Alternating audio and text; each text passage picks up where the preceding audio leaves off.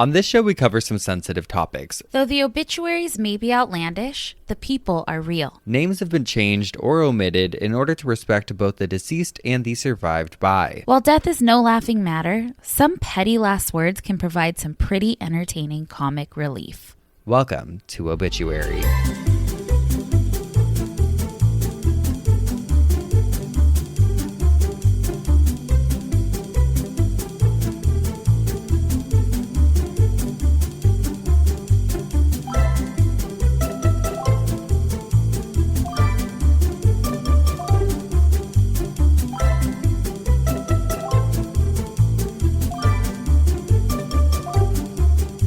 Welcome back to Obituary. I'm Spencer Henry. And I'm Madison Reyes. Hi. Hey guys.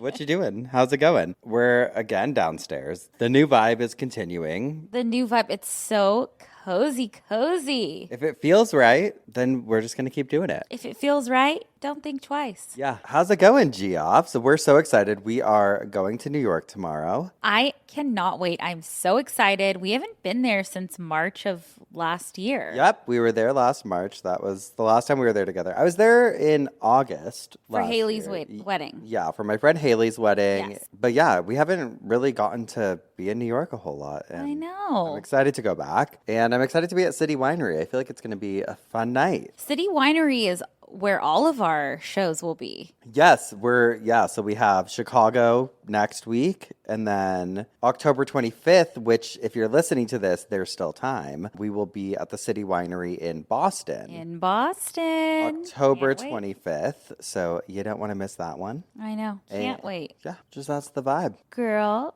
how you doing? I'm good, girl. Me too. I'm chilling. Yeah. I'm getting really excited for October, getting really excited for just the fall and for it to get a little bit cooler. Oh my God, me too. And I've started putting out like my Halloween decorations and got new fun fall sheets. Put them on all the beds. Madison called me like 2 nights ago, and she's like, Spencer, I gotta tell you about these sheets. And I said, Madison, I'm getting nervous because you've told me about your new sheets 3 times. Same conversation too, like, okay, I just gotta tell you. Okay, here's my thing. No. Yes. So Spencer told me he's been telling me forever. He's like, you have to watch the Gilmore Girls. I remember when it came out, I was in probably middle school, and I remember like watching it here and there, but never really got into it. Well, so I had a little downtime and was like, all right, I'm going to get into the fall spirit. I'm going to watch a happy show. I was like, there's nothing exploding or nobody dying. I don't know how I'll like this. Well, I've fallen in love with it. I text Spencer constantly about it, and he's like, just wait. Like, it gets so good. But I feel like with all the sheets in my house, I'm like a white sheet person. And I went out of my comfort zone because of Gilmore Girls and got really cozy sheets. 5th time.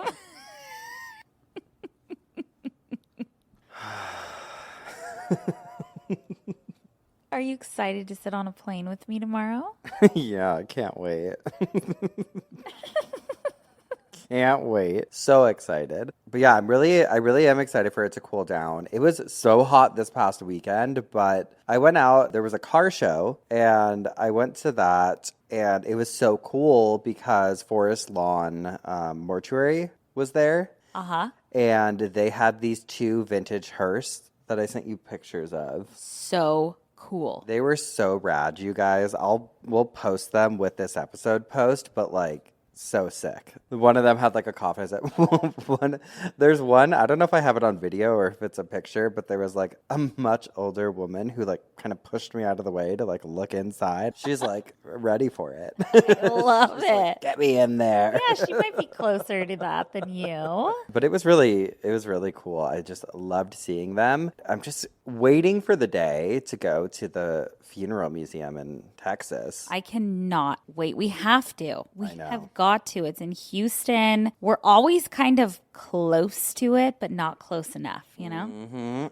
So I would love to do that. Speaking of Houston, so one of the Champ's friends who we went to the car show with, she's from Texas, and her dad sent her these pickles that I guess she loved from Texas. And she gave me 2 of them to take them home.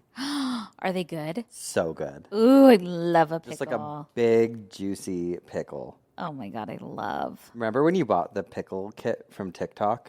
Yes. And then you came and I said, don't eat it before we record. And then what did you do? Well, what happened? Nothing happened. You didn't feel good. No. Yeah. It didn't taste that great. Yeah, you're right. I probably didn't feel good. Probably have lead poisoning. Oh, I did something exciting. My childhood best friend, her husband gets these insane tickets for the Dodger games. Oh, that's right. And they're in the dugout club. And the club is we were 3 rows from the field.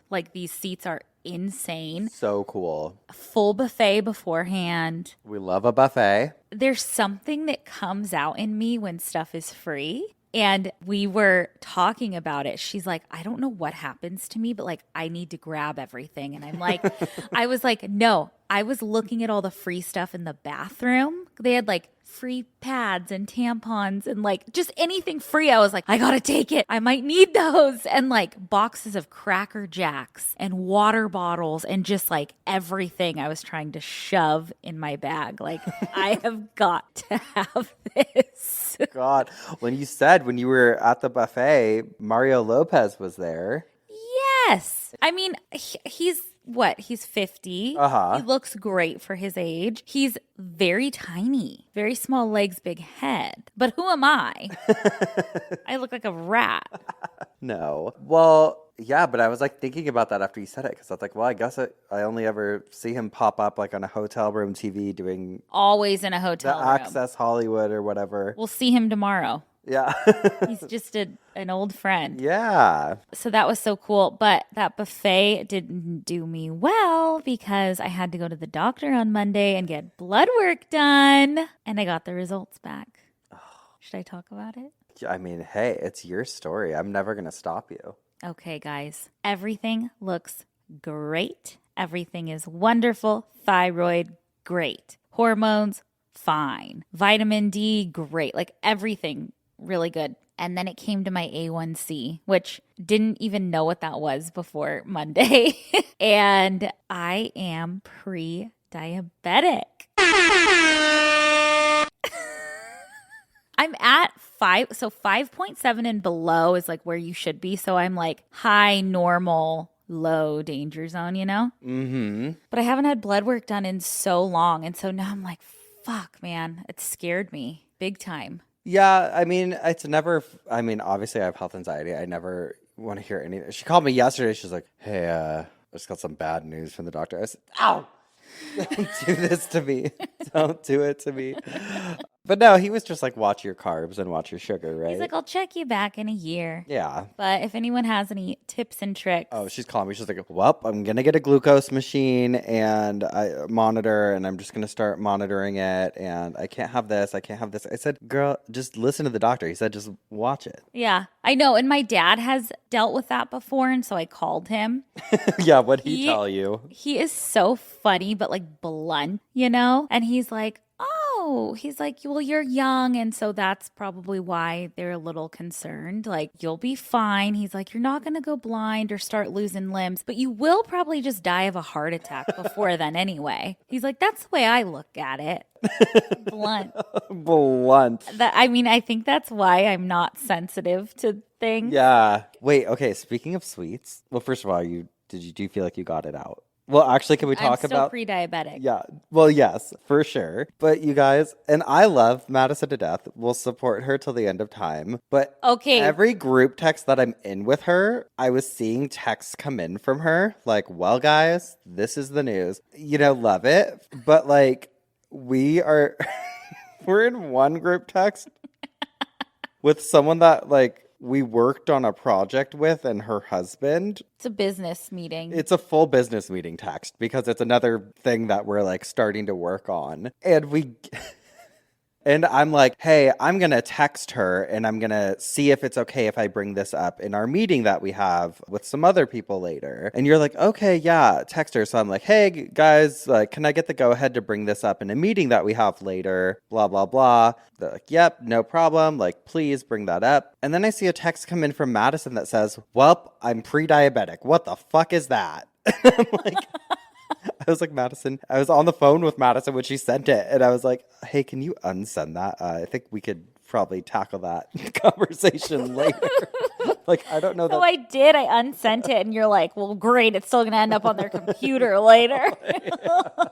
But wait, speaking of sweets, Ooh. I've been wanting to talk about this. So I'm in like a group chat with all of my New York friends, and they were talking about ice cream the other day. And they were like, oh, have you had this honeycomb ice cream? Like, from this place. Oh, like the lavender ice cream from this place. And I just want to say, I think there's a fucking war on ice cream. I think that I am sick of the gentrification of ice cream because, listen, this is true. No one's talking about it, but I will be the brave one. I will talk about this. Mint chocolate chip, cookie dough, Rocky Road, vanilla, chocolate. That is what belongs in an ice cream shop. I have fallen victim to the salt and straw phenomenon of the 2010s. Mm-hmm. I love it. I love salt and straw, don't get me wrong. But even when I go there, I have tried the more obscure artisanal flavors. It's not as good as just a regular ice cream. And I'll put this on record. I'd like this noted. I would go to a Cold Stone before I would go to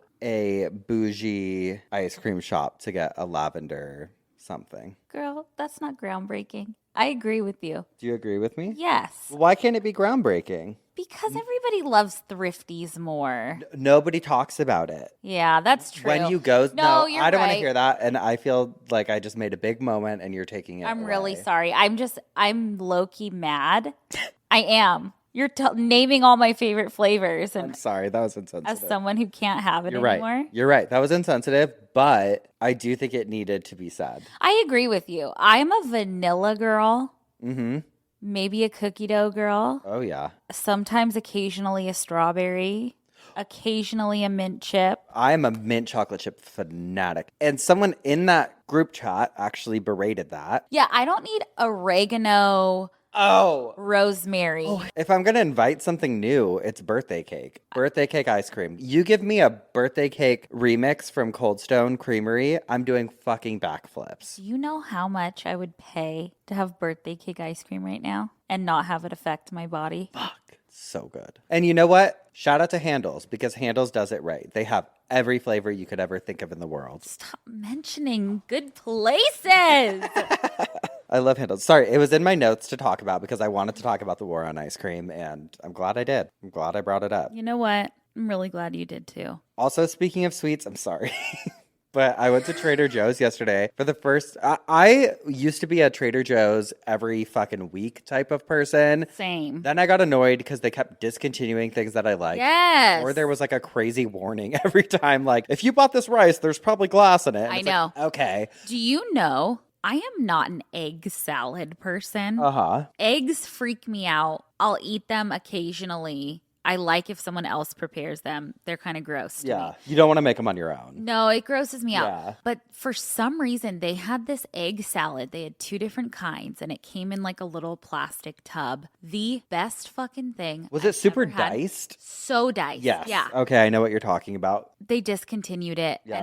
And for years, it's been gone, and I'm so upset. I'll talk about my favorite discontinued items. What? Okay, well, 2. There used to be a mildly spiced vegetable burrito that was so fucking good. Okay. There was also these other burritos that were like fajita burritos. They were black bean fajita. My mouth is watering thinking about it. And like jack cheese. Mm-hmm. Delicious. But the biggest offender to me, the thing I've probably been the most upset about, is they used to have a black bean dip that was very like vinegar based. Uh-huh. And it was like pureed. Yeah. So fucking good. I used to eat a jar of it in a sitting with some tortilla chips. They got rid of that. They brought on like a Chipotle-ish hint flavored one. Wasn't as good. And I will never forget it. But anyway, I never really go anymore. I know. Because it feels very also like they have a lot of novelty items for food. Like it's not so much like I feel like it's also getting older because now I'm like, as you get older, you look at the prices of things more, and I'm like, all right, maybe I'll buy that at Costco or, Yeah, it's just I don't know. I don't feel like it's like a grocery store that you can go and do your full shop in. No, you can't get a Diet Coke there. God, give me a break. You can't. I probably go like 3 times a year now. And I went to it the other day because I wanted to get something for lunch and I wanted to check out the fall stuff because they always have really fun fall stuff. Mm-hmm. And I bought a box of those yogurt-covered pumpkin spice cookies. I love them. The box is almost gone. I got it yesterday. They are... You left it out, and I haven't touched it. Are they out right now? Mm-hmm. You spotted them? They've been out since I got here. I'm sorry, I'll hide them. Yes. Yeah. That's all the news I had to talk about. But they have a lot of fun fall stuff right now at Trader. Oh no! Other recommendation for Trader Joe's right now is the chili lime tortillas. Oh, that's what you were telling me. They're red. Yeah, they're fucking good. I've been making quesadillas with them. Delicious, just as a little snack. And I will also say Trader Joe's has the friendliest stuff. I love my interactions when I go to Trader Joe's. Love to flirt with all of them. Yes, I have the best time whenever I go there. Yeah. I just wish they had more. Mm-hmm. I'm a person of excess. I want more. More. Yep. And I also love Costco. But Costco, I also don't feel like I can get everything I need there. I agree with you with that. Yeah, there's some things, or I could get it, but I would have to buy 16 of them. Yes. And I just want one. Just one. Or you know what? My favorite grocery store, this, is Gelson's. Oh, yeah. It's always been my favorite grocery store. They do it right because they have good, they have like the hot meal bar like Whole Foods has and the salad bar. Good pre-made things. And they also have every regular grocery and Diet Coke. But the problem is there's not one super close to us. Not super close. And we were talking last night before my boob came out again. Uh-huh. You and Chris were saying how expensive it's gotten. What was I saying about it? Or she was saying that it's like, because it's already kind of a upscale grocery store, but it's gotten even worse, like more expensive. I don't know if I noticed that because I Postmated or I Instacarted it. And I feel like Instacart's always... Oh, I was talking because I tried to Postmate something and it was so expensive, I think. But I don't know. We're trailing off. I have no idea what we're talking about at this point. We should probably just get into the show. It's my blood sugar. It's low, so it's affecting me. Yeah. Because we're conjoined. Yeah. Oh, wait, no, your boob I want to talk about because... I think we talked about it last week, right? Did we talk about it on the show? I don't remember. I don't remember. But we were FaceTiming. We did talk about it on the show. Oh, yeah. And then... Because I fucking took the dog's scissors that I used to groom them with and just said, I'm going to have bangs. Yeah. And then she like FaceTimed me and then her fucking tits pop out. And then last night, you were just acting a fool on FaceTime.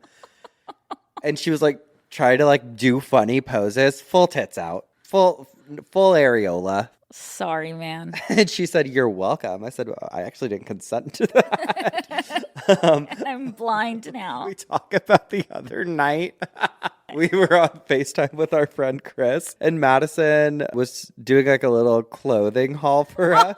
And we were hyping her up because she went and got all these good jeans and she had shown me them when she was here last week to record. And I was like, oh, go put those jeans on and show Chris like how good they look on you, blah, blah, blah. And so she's showing all her outfits. She's doing a little haul. You guys, I kept running it because I put the phone in the living room and I was like, okay, hold on. I have some more stuff I want to show you guys. And I would run into my closet and like look around like, okay, what am I going to show them? What am I going to show them? And then run out. And then they'd be like, yes, like those look so good on you. They hyped me the fuck up. Well, a little too much. She got too excited. She started getting crazy. She's like, okay, well, you ready for the grand finale? I've got the most stunning jacket you have ever seen. She runs to the closet.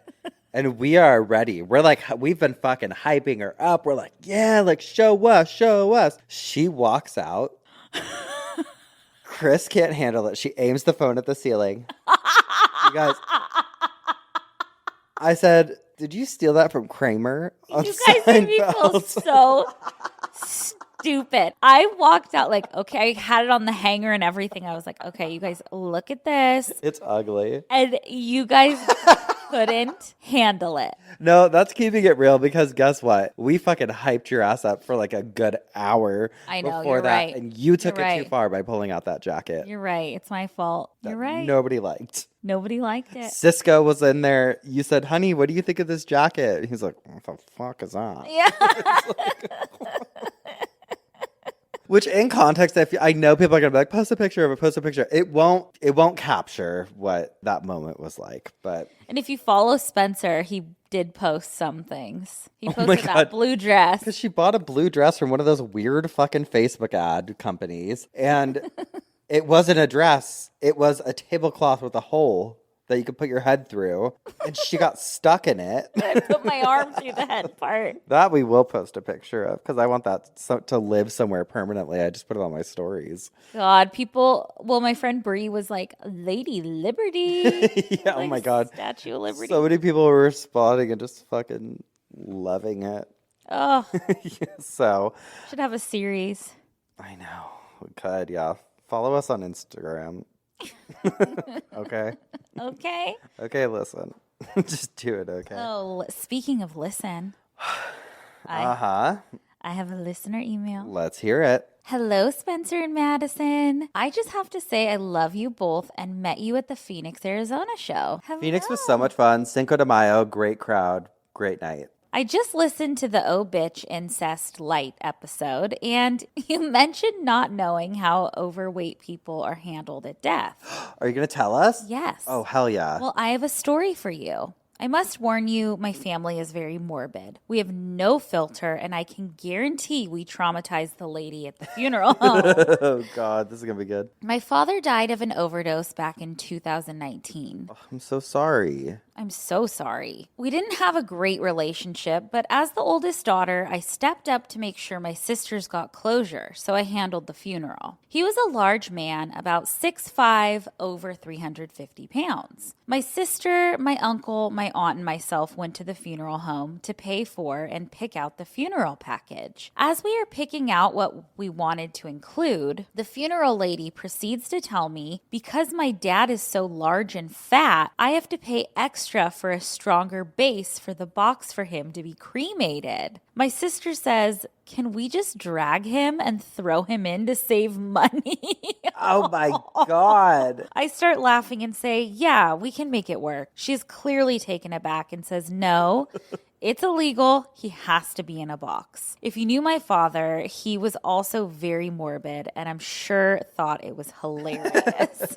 I love it. I love it. We ended up purchasing 2 urns because he was so big. Oh, wow. So many ashes. Oh, my. I never thought of that. I didn't either. They charged us at least an extra $250 for his weight. It was annoying as we paid extra for a stronger box just to be burnt up. Yeah. After we got over that mess, she then tells us the overall price. I decided to pay about 75% of it with a card, and my sister was able to afford the rest to help out. She decided to pay in cash as she is a dog trainer and has saved all of her tips. Oh. Well, she opens her wallet and about $1,000 flies out everywhere. Oh, my God. All over the office. 1s, 5s, and 20s. We start scrambling to pick it all up. I'm sure that lady thought she was a stripper or a drug dealer, which there's nothing wrong with a stripper. We love a stripper. While we were scrambling to pick up all the cash, my uncle blurts out, "This is the 3rd person I've brought you. Can't we get a family discount?" That would be you. I know.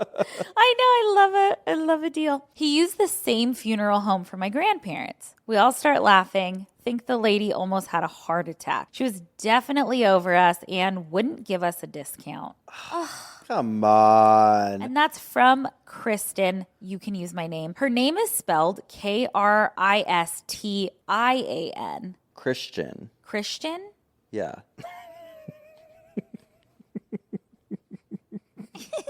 Thank you, Christian. Oh, it's fucking awesome. But it's actually really great to hear because I feel like it's something that a lot of people don't think of until you have to deal with it. And I love knowing those things. Wait. speaking of ashes, Uh-huh. I thought that the chimp's ashes, Tonka's supposed ashes. Oh, I thought it was brownie it looked stuff. It looked like Ovaltine. Yeah. Wild. Okay, yeah. You guys, we can't get into it right now because we'll get too sidetracked. But if you have not watched Chimp Crazy, we'll talk about it on Patreon. Yeah. That'd be a good place for us to talk about it. Yeah. But we're active on Patreon now. We're starting up. We're ramping up. So you're going to want to go over there to get the good stories. All the good stories and a little vlog we're going to do for this trip. Yeah, we're going to vlog all of our live tour trips. But like actually fun. Like we'll do a good job at it this time. Yeah. Because normally we're Yeah. just like grabbing clips here and there. But that's because normally we're on like a tour. This is just shows. So I feel like we have more time to kind of do all of that. Right. So it's going to be fun. So follow us on Patreon. Patreon.com/cultleader. Yep. Okay. Is it my turn to talk? It's your turn to talk. Okay, so I have one asshole, but then I have another thing that I just came across.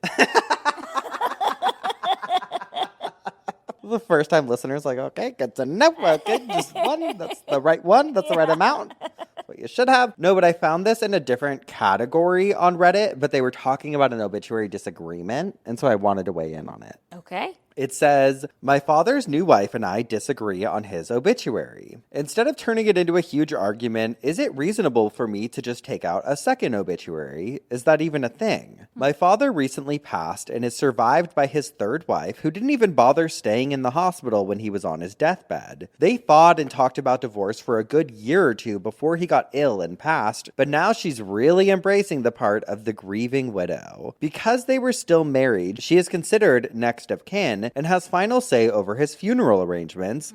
However, she has no money, so I'm footing the bill for all the items not included in his very basic pre-arrangement policy, such as flowers, the urn, celebrant video of his life, refreshments, the headstone, transportation of his body, etc. She wants to publish an obituary that, while kind, is rambling with many run-on sentences and grammatical errors. I created a very traditional one that mentioned those who preceded him in death and those who survived. I included my mother in the list of preceded family. They were married for 27 years before she passed away and never divorced. I wrote into the obit as Jane Doe, previous wife and mother of his children. I listed his current wife at the very beginning of the list of survivors as current wife, Julie Doe. My dad's wife told me she doesn't believe my mom should be included and is fighting adamantly against it. I honestly think that she wants to omit her for the sake of playing the grieving widow at the funeral. Ugh. How is she going to make it about her and talk about how much my father loved her in their 3 years of marriage if my mother's name is mentioned? My mother is also in about 70% of the photos of my father taken during the 30-year time frame they were together, almost half of my dad's life. I haven't even opened that can of worms for the video reel that is supposed to be playing, which, of course, I'm paying for. Anyway, she will get the final say over the obituary through the funeral home, who will post it online at the very least and send it to a newspaper if she decides to pay for it. I refuse to pay for one that omits my mother's name. My question is it unheard of for families to publish 2 obituaries for a deceased loved one if they can't decide? I still look back at my mother's and grandmother's online obituaries and want to have a peaceful recollection when I look at my father's. I do have to play nice because my extended family and I want his ashes buried in our family plot, not sitting on a shelf somewhere where we can never visit him. I am afraid my dad's wife may be petty and withhold them if she doesn't get her way. Ooh, so what's more important to you, I guess? I mean, probably having the ashes is more important, but also honoring, I don't know. I say go for it and write the second obituary. Here's what I would do. Let her play the grieving widow. Let her post that obituary. Let her do all that. Play nice with her.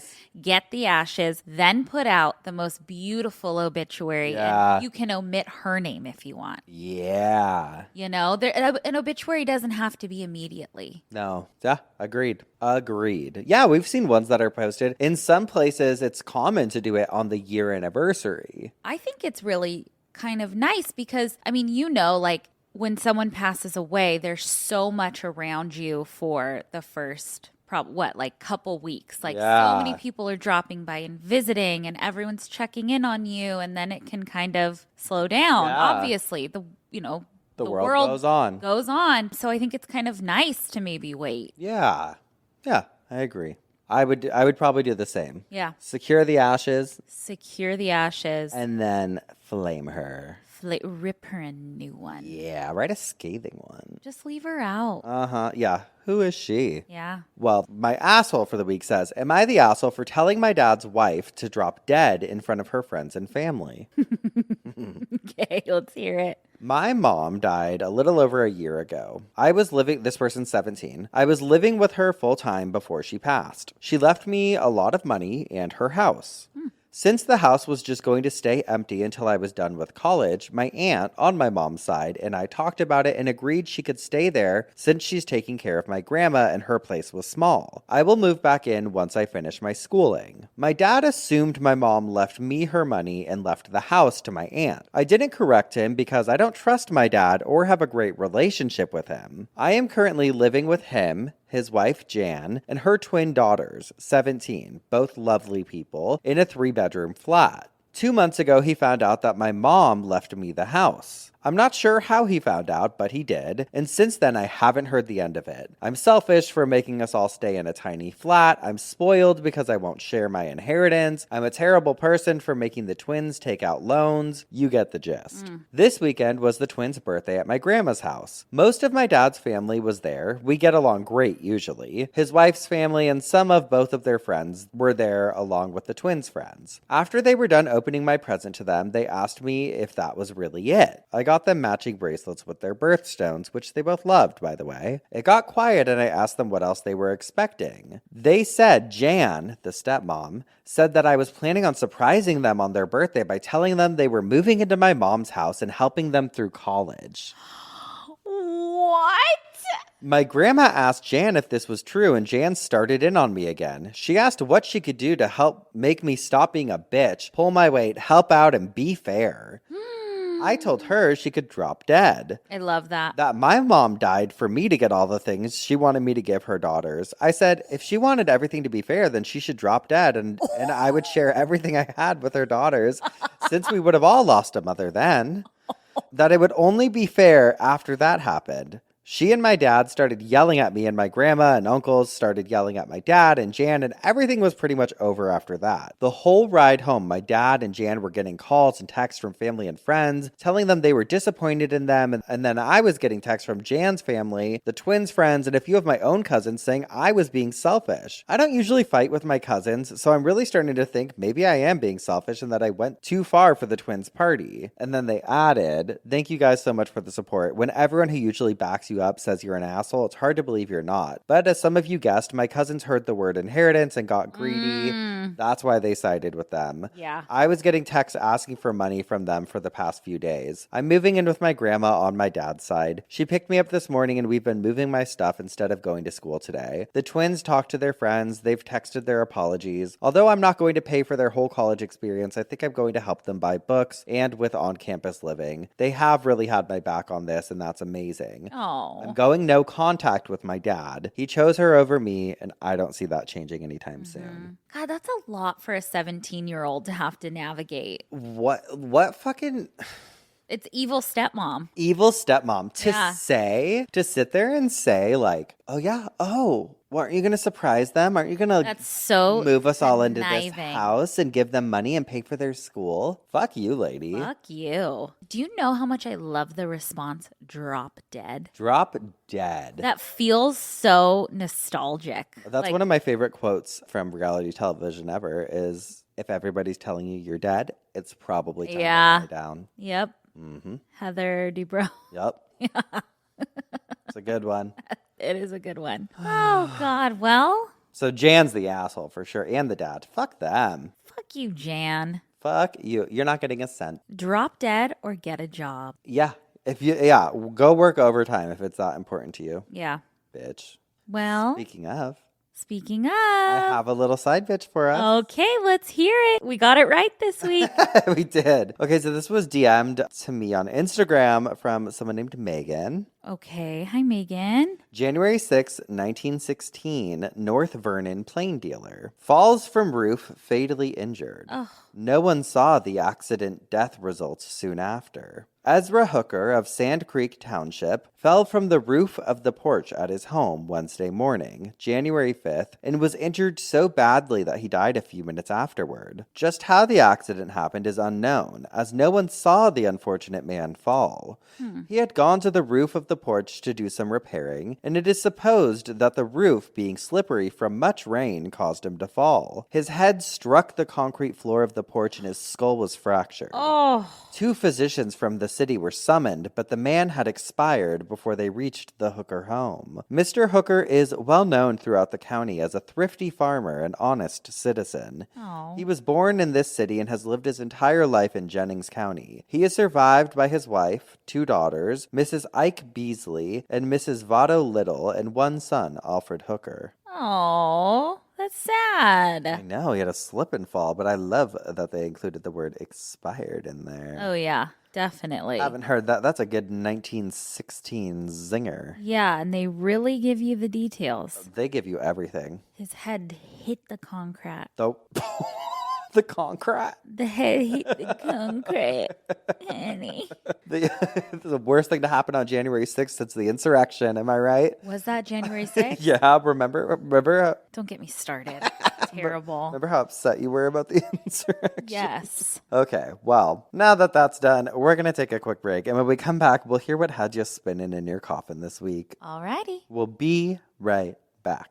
And we're back. What had you spinning in your coffin this week? The Independent Order of Oddfellows had me spinning in my coffin this week. Okay, sounds like a mouthful. It is a mouthful. Now, we all have skeletons in our closet, okay? And unfortunately for us, Spencer, we know all of each other's. We do. We could never not be friends. Nope. But for the Independent Order of the Oddfellows, they have so many skeletons in their closet that skeletons keep popping up everywhere. What do you mean? Literally. Okay, so first and foremost, for those of you that don't know who this group is, the Oddfellows are a fraternal organization. So think Freemasons. I was going to say, like the Freemasons. Yeah, or like the Elks Lodge or like the Moose Lodge, like those groups. Uh-huh. They started in 17th century England and they came to America in 1819, set up their first American lodge in Baltimore, Maryland. The Oddfellows started as like this mutual aid group where people from different jobs and trades teamed up to support each other. And it was really helpful because for those who didn't have enough people in their trade to form their own guild, they were able to kind of form together. They all worked together for the greater good. Got it. The name Oddfellows likely comes from how odd or unusual it was for people from different backgrounds to come together. Oh, I like that. I know. It also reflects their focus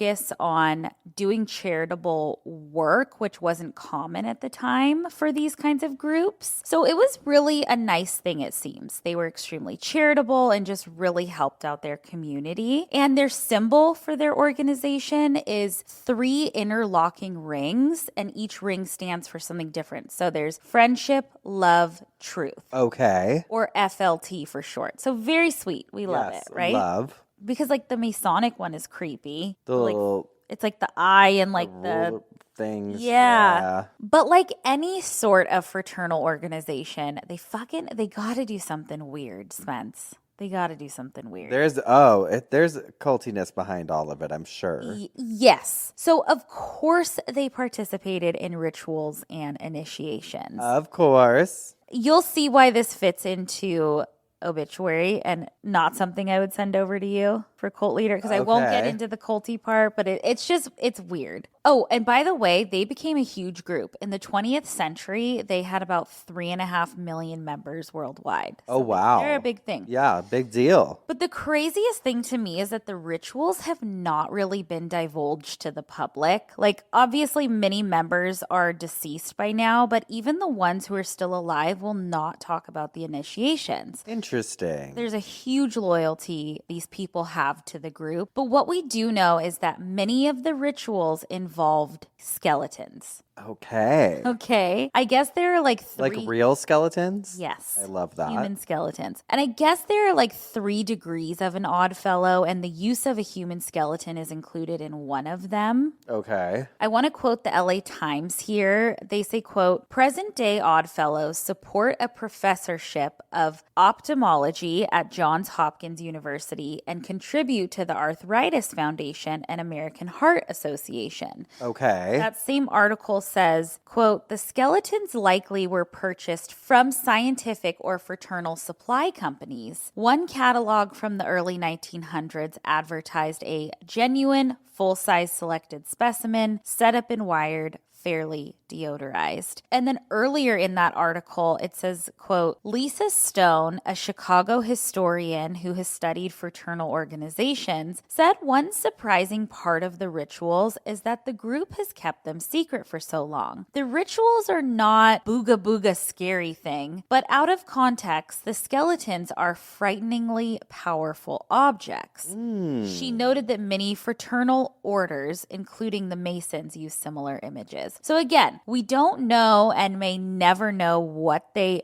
did with the skeletons, other than a skeleton for them is really symbolic. I read another article that was like a former member was saying that they would use it as a way of showing mortality, like you're going to become this one day. Okay. I don't know, but I do know that it feels a little shady using human remains that have been purchased. I mean, we've done so many episodes on stuff like that. So the reason I say all of this and give that background is because it has kind of become a phenomenon. These odd fellow skeletons and bones that were used have been popping up all over the United States for years, hidden in closets, under floorboards, in walls. No. And all of them have somehow have a connection to the Odd Fellow. So I want to go through some stories that I found. This is just a fraction of the stories though.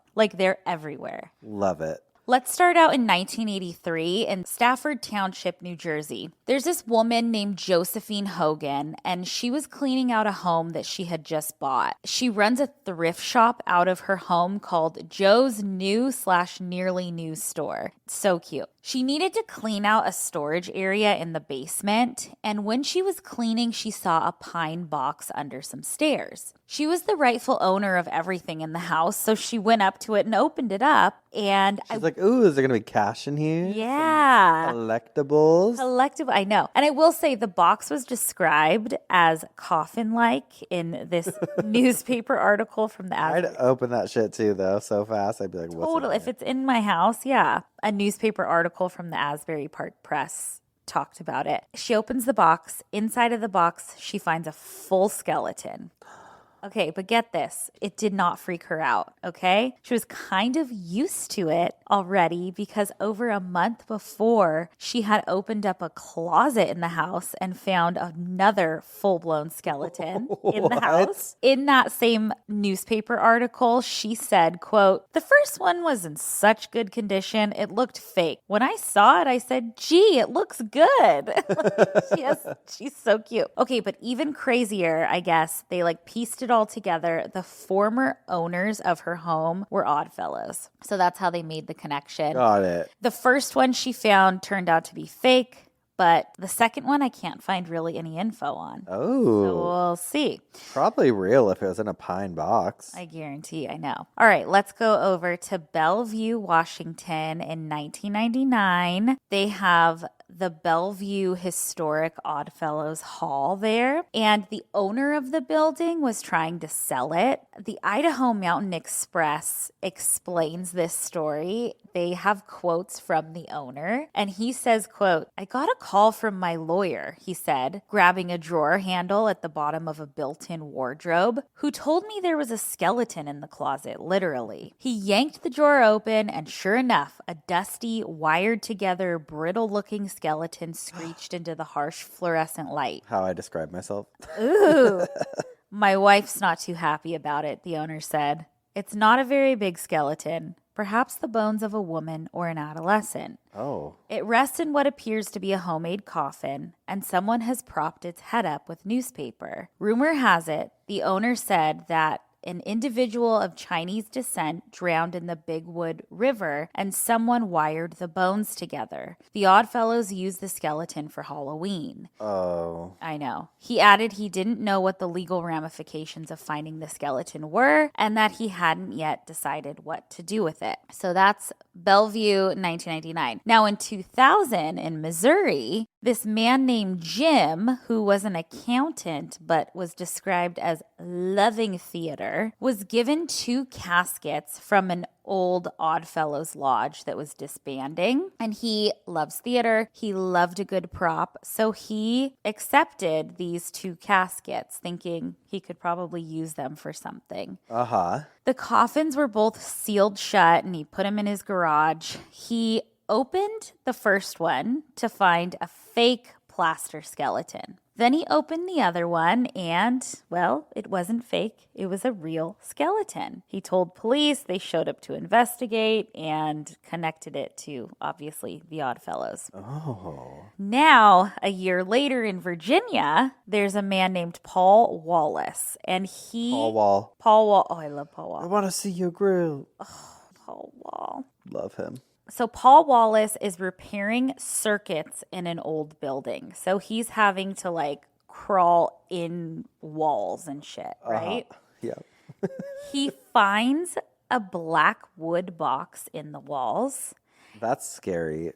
Yeah. He finds like white candles, and then he finds a skeleton with its head covered, and it had like leathery ribs. Ugh. He immediately told the police. They came out with a warrant, seized the remains, and the skeleton belonged to a female Caucasian who could have died 10 years ago, but also could have died 100 years ago. And she was about 5'1", and her lower jaw was missing, as well as her arms and her feet. I have to say, all of these that I mention, like there's been no foul play found. Oh. It's just been all connected to Oddfellows. Interesting. Okay, this is my favorite story. In 2004 in Houston, Texas, the Show Me Spirit All-Stars were this competitive cheerleading troupe, okay? They needed a new building to practice in, so their coaches, Sherry and Tabby, rented an old building in downtown Houston. This old building was a longtime home to the Oddfellows. It was a really pretty building, and it had the space they were looking for, so they went to go tour it.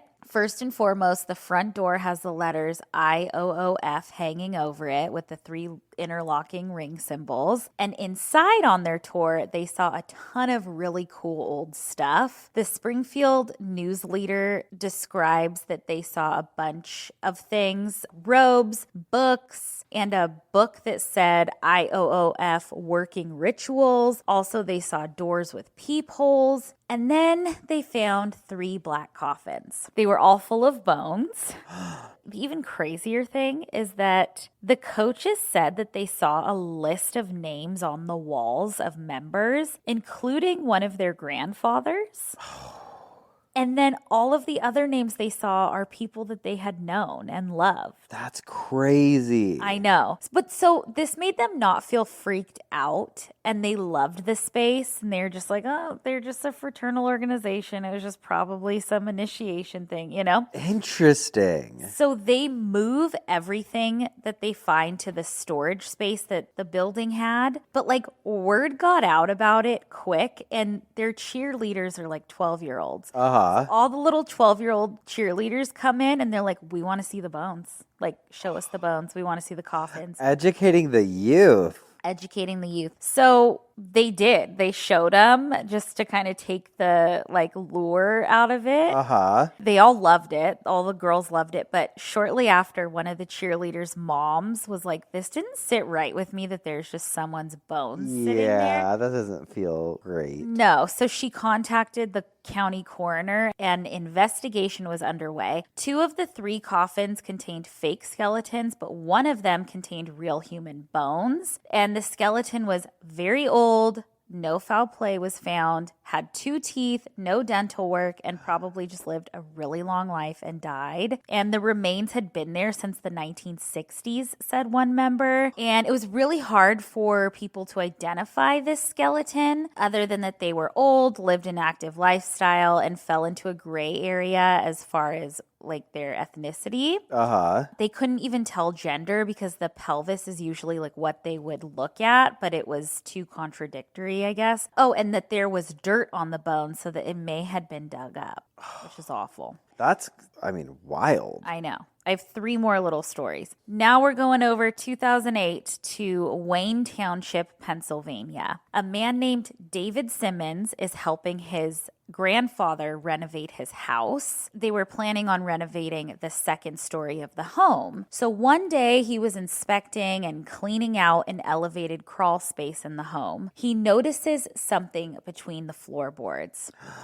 An old clock and a lantern. Okay. But then he noticed an old decaying coffin or whatever was left of it. And inside he saw about 50 bones and 2 skulls. He immediately calls the cops. The cops took the bones and sent them over to Dr. Dennis C. Dirkmatt, director of the Applied Forensic Sciences Department at Mercyhurst College in Erie. He and his students start assembling and evaluating the bones. And one of the skulls was cut in half, I guess, already. And many of the bones had holes drilled into them and thick metal wire. The bones were so old. One was identified as a male between his 20s and 40s. But I guess Dr. Dennis was like, I have to compare these bones to my other set of bones that he had from another Oddfellows Lodge. So then everyone starts doing digging into the origins of this home where these current bones were found. And sure enough, the home has links to the Oddfellows. The home was an old hall in the 1800s that became an Oddfellows Lodge in the early 1900s. Wow. And again, no foul play with the bones. That's crazy. I know. Crazy. Now we're going 2011 in Oregon. This woman named Jenny was cleaning out a cabinet at an Oddfellows Lodge. Inside the cabinet, she finds a coffin that was covered in mud. It wasn't a big cabinet that she was cleaning out. She found a coffin in a cabinet. It wasn't a big cabinet. It was an average size cabinet, but the coffin was like child sized. But when she opened the child sized coffin, she found real adult sized bones.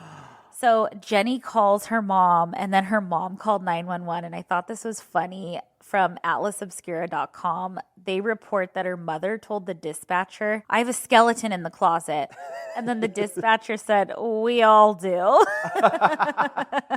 Addie, get in line. Get in line. Soon authorities were notified and a detective showed up to take the odd findings. It turns out that there was no foul play and the bones were donated to the Oregon State University Osteology Laboratory. So, wow. I know. And then lastly, from 2022 in Ohio, there was a freestanding garage near this guy's home. He told police that he was hearing voices near the garage, so he went to go investigate. And inside of this garage, he sees a box. He opens the box. The box contains a ton of bones. He turns them over to authorities who start investigating. They discovered that these bones were incredibly old, and NBC News reported on it. I'll link the article, but it says, quote, the organization was founded in 1819 and had a large following. The building where the group met was purchased by a new owner who cleaned it out and stored the material from the building, including the box of bones, in the garage. Wow. I know. So again, this is just some of the stories of these bones popping up. Many of the bones that have been collected have been donated to science, museums, etc. But also, I thought this was sweet that in 2013 in New York, a funeral home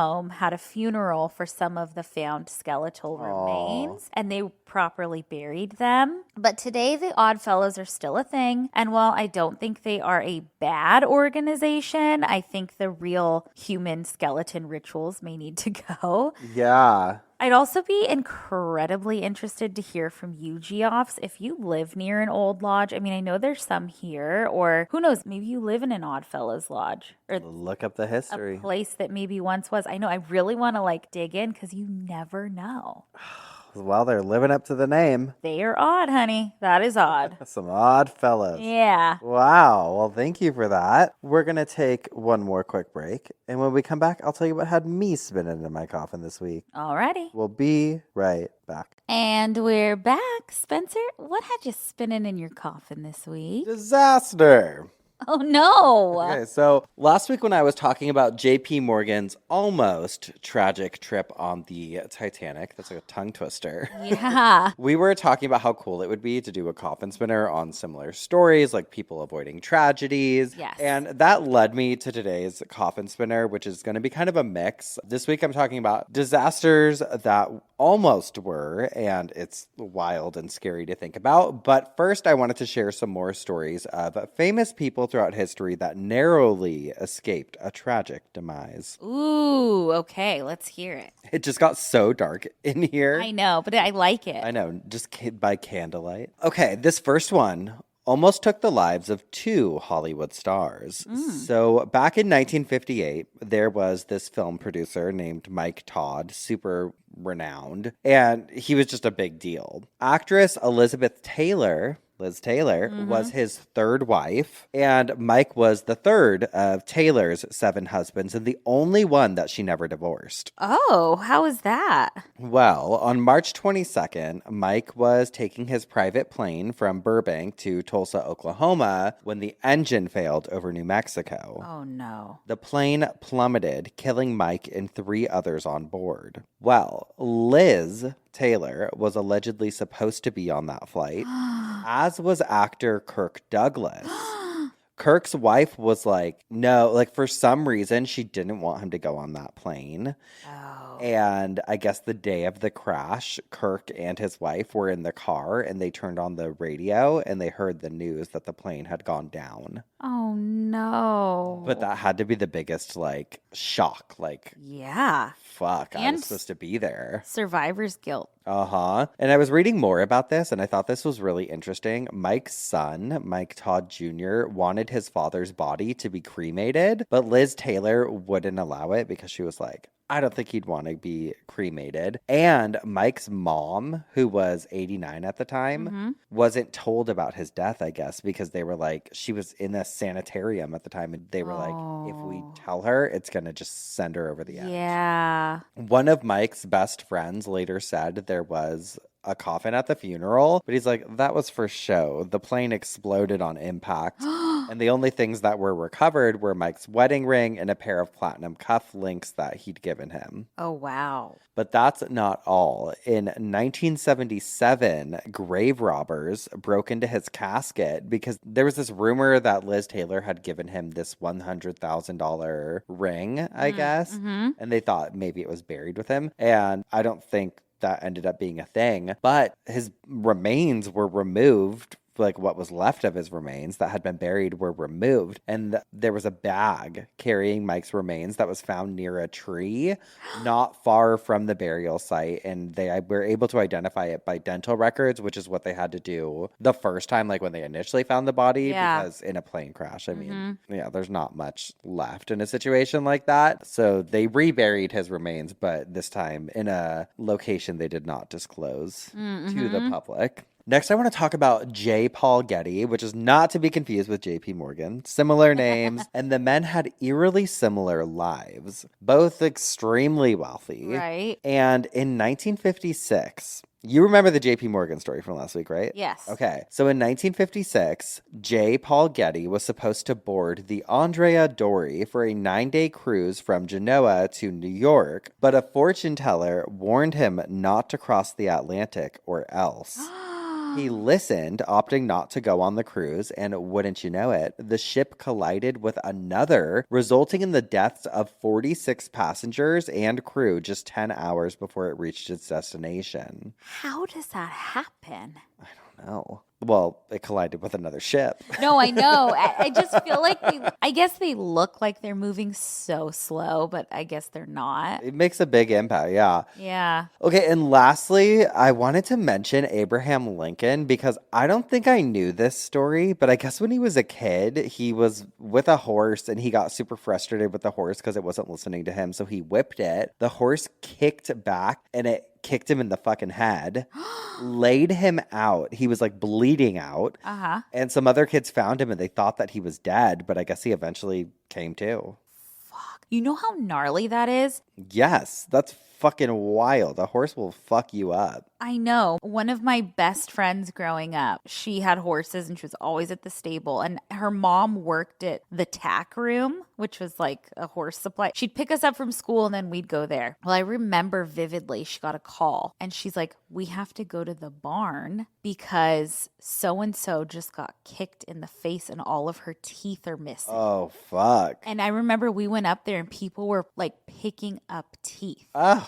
Wild. That is wild. All right, moving on to disasters, or almost disasters, I should say. So as we know, the Chernobyl disaster in Ukraine was horrific. It's the worst nuclear accident in history. Well, there was almost a repeat. 25 years after Chernobyl, a fire broke out on a nuclear submarine in Russia, which is bad news considering the submarine was armed. Like, there was mines, torpedoes, missiles, and 4 nuclear warheads on board, which are explosive devices that derive their destructive force from nuclear reactions, either fission or a combination of fission and fusion reactions, producing a nuclear explosion. So basically, the submarine catches on fire, and they were like racing against the clock. They had to put out the fire because if it hadn't gotten taken under control, thousands of lives would have been taken, like based on everything that was on board. Oh, wow. And one thing that kept popping up when I was reading about kind of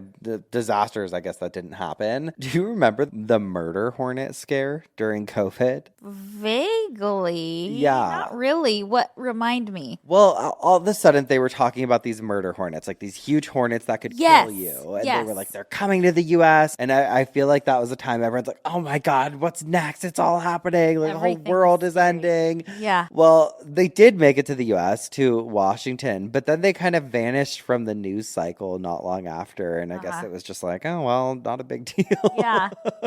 So, I don't know. I just thought it was funny because I was like, oh, yeah, I forgot about that. Yeah. Okay, I was also reading about the Toba eruption, and bitch, it's so wild. So the Toba eruption was a colossal volcanic event that occurred about 74,000 years ago at the site of present-day Lake Toba on the Indonesian island of Sumatra. It is considered one of the most powerful volcanic eruptions in Earth's history, and it's categorized as supervolcanic, which is like wild. The eruption spewed enormous quantities of sulfur dioxide and ash into the stratosphere, which likely caused a global climatic impact, sometimes referred to as a volcanic winter. Like, this volcano was so powerful that it literally like shifted the entire Earth's atmosphere. There was like a huge drop in global temperatures for several years following the explosion.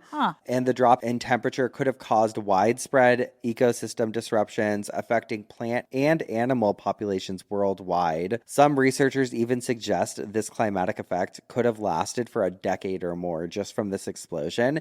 And some studies have shown that it's possible that the event may have reduced the human population to only a few tens of thousands of people left after all was said and done. Wow. Isn't that insane to think about? That's crazy. It's scary because there are still volcanoes that could fuck us up. And then I got lost online just reading about like the different possibilities of how the Earth could end, which I'm saving for another coffin spinner. Okay. But I'd like to hear that. Like, the very real possibility that the sun could just like fucking go out is we'd all die. It's just so crazy to think about. Why would we die? Because we need vitamin D, or because it would be just so cold? Well, so the sun is literally like what kind of keeps everything going. Okay. So like picture too, like everything would freeze. Like we'd go through like an ice age, but it probably wouldn't even survive that. I think we'd just probably implode or something.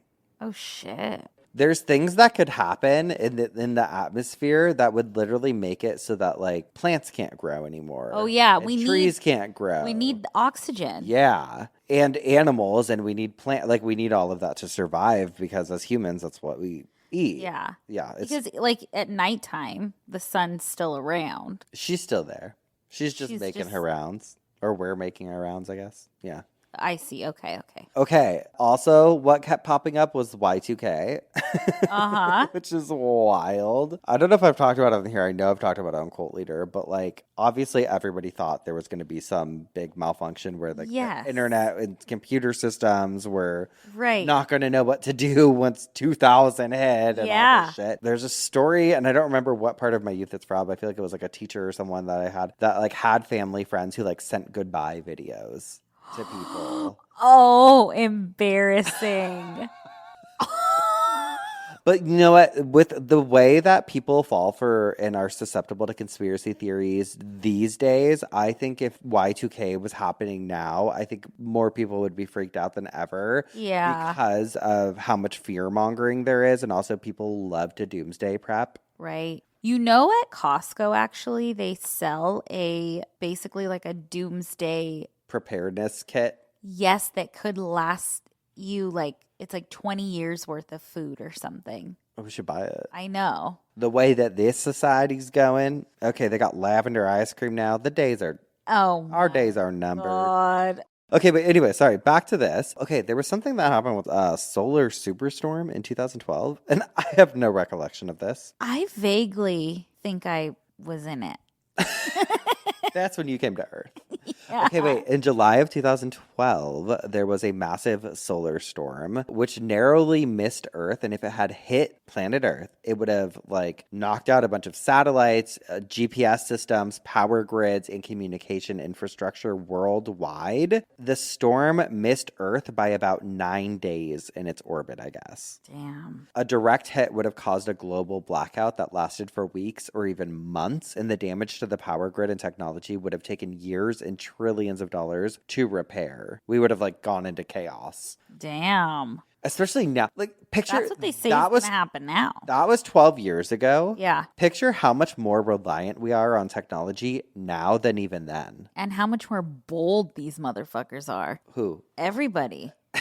What? I'm serious. Everyone thinks they know everything. Oh yeah. We are, I feel like, amongst probably the last generation that was truly like we had computers in school, but it was very much to learn how to type. But we grew up knowing both. Yeah. We grew up knowing not a lot of technology And then we grew up with it just kind of crazy starting. technology. Yeah. Well, that's what's always crazy to think about when you think about people who like live to be 100 years old. And it's like, what have they seen What in this do you- life? Well, I find myself saying stuff that I hear old people say, and I think it's all kind of the same. Like when I am asked about like, am I going to have kids or whatever? And I'm like, I'm not sure. And, you know, now it seems like the world is kind of in a crazy time. And like people have always said that. People have always said that because I think it does. History is notorious for repeating itself. That's what she does. And yeah, I mean, we don't need to get all philosophical. It is. I mean, I do feel there was truly a time during like pandemic era, like 2020, 2021, where I was like, this is fucked. Like, I would not want to have kids in today's society. But the only thing that really gets me scared of having kids now is just school shootings. That's like I the know. fucking not laughing in like a laughing at that, but just like I've told you this before. Like, I was talking with my sister's husband one day, and he's older. And we were talking about, like, in school, the shooting drills that kids have to do and how sad that is, you know? And he's like, yeah. He's like, but when I was in school, we were doing drills for nuclear bombs. but that never happened though. School shootings happen like every day. Yeah, that's true. That So- is true. You got me there. It's fucked. Okay, and then there's something else called the Apophis asteroid. I don't know if I'm pronouncing that correctly, but in 2004, astronomers discovered this asteroid, Apophis, which appeared to have a small chance of colliding with Earth in either 2029 or 2036. According to this, the 325-meter wide asteroid could have released energy equivalent to thousands of nuclear bombs. But after further study and calculation, scientists determined the asteroid will pass close to Earth, but it won't impact it in 2029 or 2036. But if it does, it could like cause mass destruction. And if it lands in the ocean, it would create like a massive fucking tsunami. So that's disasters. That's all I Oh, got. thank you so much. Well, there were so many.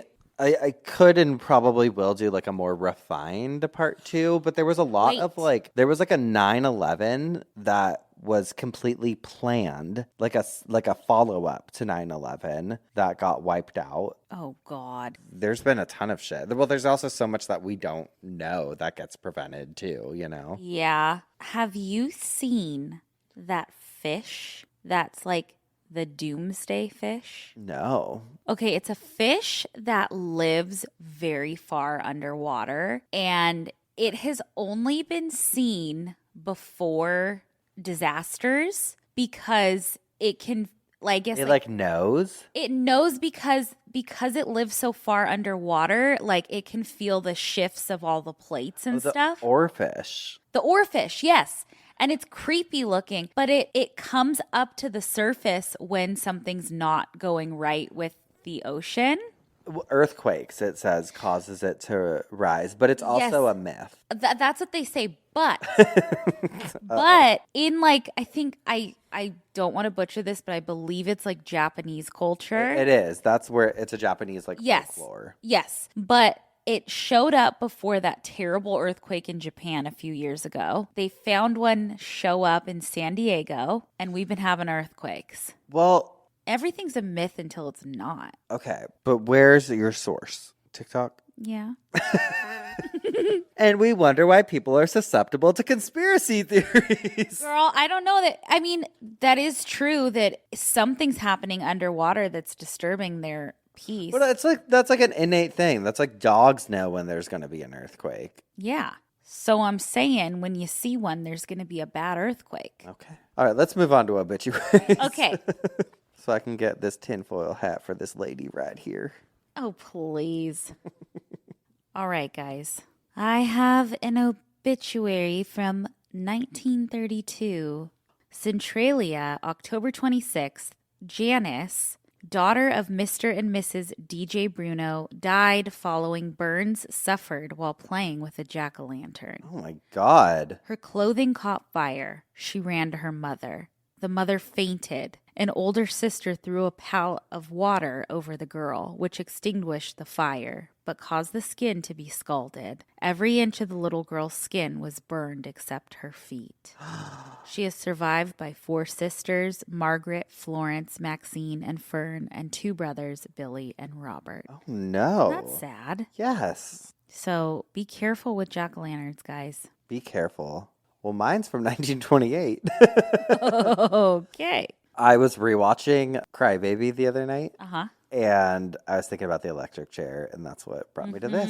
And Oh. this is from January 19th, 1928, from the Grass Range Review. It says, Ruth Snyder and Gray die in electric chair. New York, January 13th, Mrs. Ruth Snyder and Henry Judd Gray, illicit lovers, died in the electric chair of Sing Sing prison 7 minutes apart last night. They were executed for the murder of her husband, Albert Snyder, magazine art editor, who was beaten to death while asleep at his home in Queens Village, Long Island, March 20th. Mrs. Snyder was pronounced dead at 11:09 o'clock and Gray at 11:15. I was like, I love a couple, like lovers getting The electric same chair. time. Yes. Okay. And I actually did an episode on this last year of Cult Leader. Oh, called really? Called the Dumbbell Murder. Yeah. I was just going through some newspaper archives from the 1920s. And I came across this one and I was like, Ruth Snyder, I know that name. And then sure enough, I was like, I have talked about this before. Wow. Uh-huh. Crazy. I know. Also, like 2 years ago, I did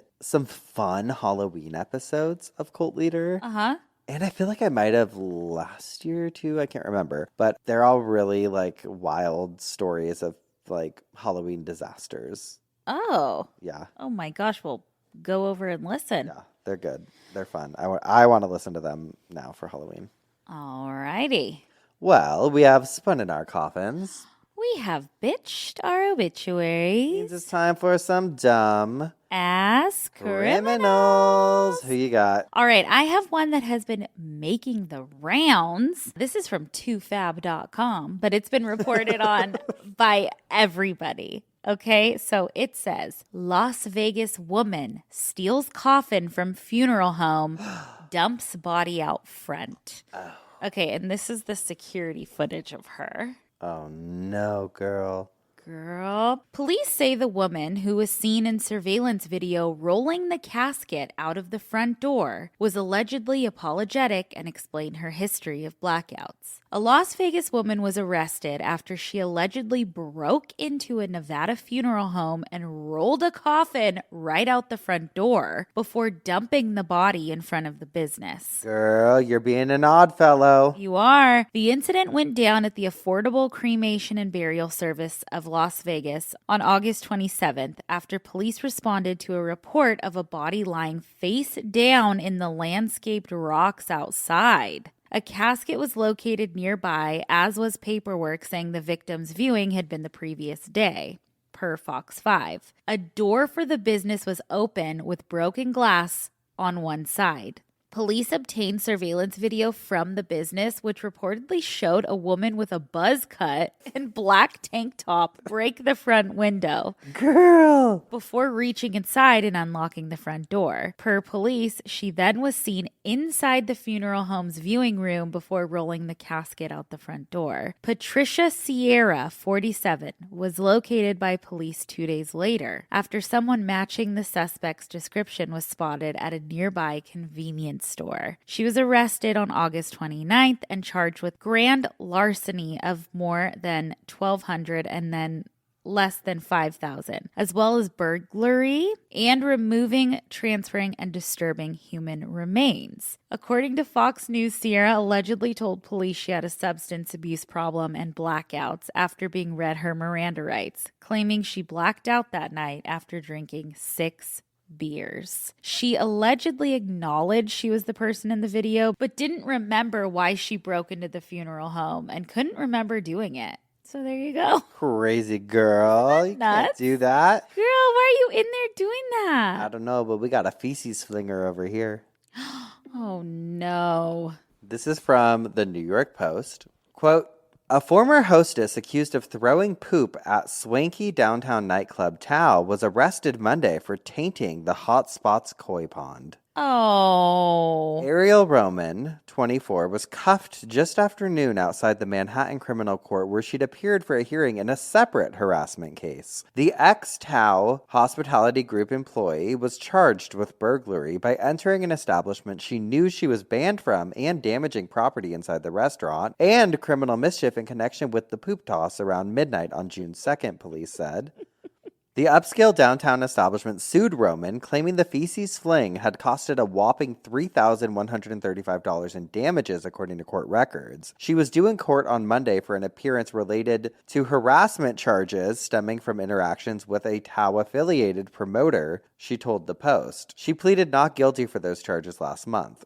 This is based on a fake report, she said before things hit the fan outside court. They said I was stalking him and harassing him by sending him repeated texts and stuff, which isn't true whatsoever. There she is, a crazy, crazy girl.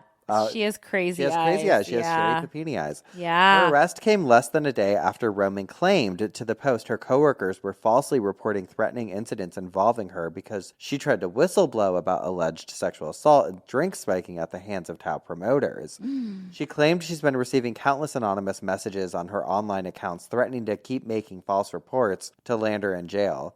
These people are after me and won't leave me alone. The ex-hostess was also charged with assault on Monday night after an incident after allegedly throwing a bottle at someone at the Hearsay nightclub, causing liquid to splash into the victim's eyes and causing burning last December. She was last arrested on June 1st when she was charged with aggravated harassment after allegedly showing up outside the Nebula nightclub and shouting threats. Tao claims Roman is an unhinged and violent ex-employee on a rampage of harassing and threatening behavior. But Roman contends she is a #MeToo whistleblower who cannot be silenced. The ex-hostess claims she's been targeted for speaking out about alleged sexual assault incidents at the hands of promoters of Tao and that she flung feces in an attempt to draw attention to the issue.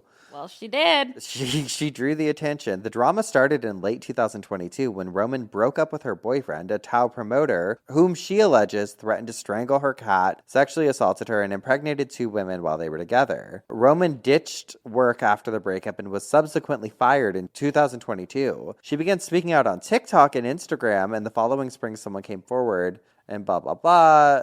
Like, here's the thing. It's like, girl, we want to have your side. We want to believe you, girl. We want to have your back. We do. That's a business where I could absolutely see that happening, but you can't fling your feces, girl. You cannot fling your feces. Sucks. But that's the world we live in. That is the world we live in. Those poor koi fish.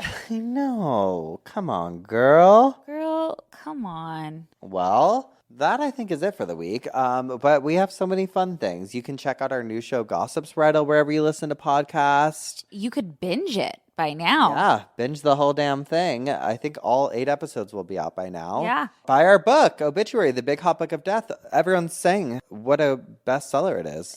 Even the New York Times. Even the New York Times said it. So buy that. Follow along on Patreon if you want a little bit more. Oh, we also have merch. I feel like we don't talk about that enough. WonderyShop.com/obituary. I don't know if that's the right link, but if you Google like Wondery Shop Obituary, it'll come up. Go to our website, obituarypodcast.com. Yeah, it has just everything. Everything you could want. But we love you guys so much. We love you. And that's it for the week. We'll see you next week with some more coffin spinners. And obituaries. And dumb Ass criminals. criminals. Goodbye. Goodbye.